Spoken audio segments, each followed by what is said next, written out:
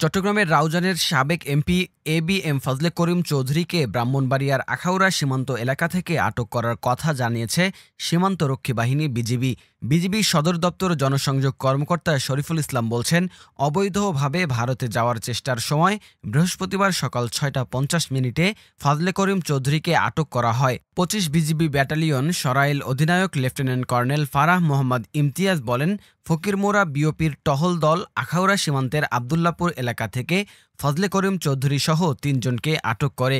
তারা অবৈধভাবে সীমান্ত অতিক্রম করে ভারতে যাওয়ার চেষ্টা করছিলেন।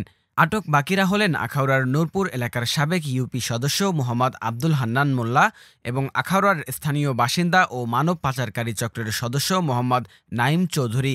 তাদের আখাউড়া থানায় হস্তান্তরের প্রক্রিয়া চলছে।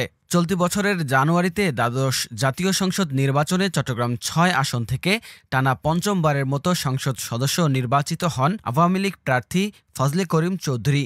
আওয়ামী লীগের সরকার পতনের পর গত ১৯ আগস্ট ফজলে করিম চৌধুরীর বিরুদ্ধে চট্টগ্রামের অতিরিক্ত মুখ্য মহানগর হাকিম আদালতে একটি মামলা দায়ের করেন রাউজানের পশ্চিম গুজরা ইউনিয়নের সাবেক চেয়ারম্যান সিরাজউদ্দৌলা।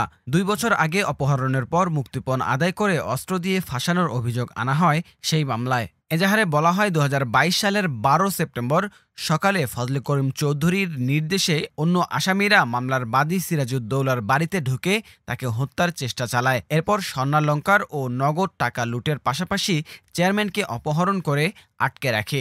পরে হত্যার ভয় দেখিয়ে তার কাছ থেকে ৩ লাখ টাকা আদায় করে আসামিরা। পরে অস্ত্র দিয়ে ফাঁসিয়ে রাউজান থানায় সিরাজউদ্দৌলার বিরুদ্ধে মামলা করা হয়।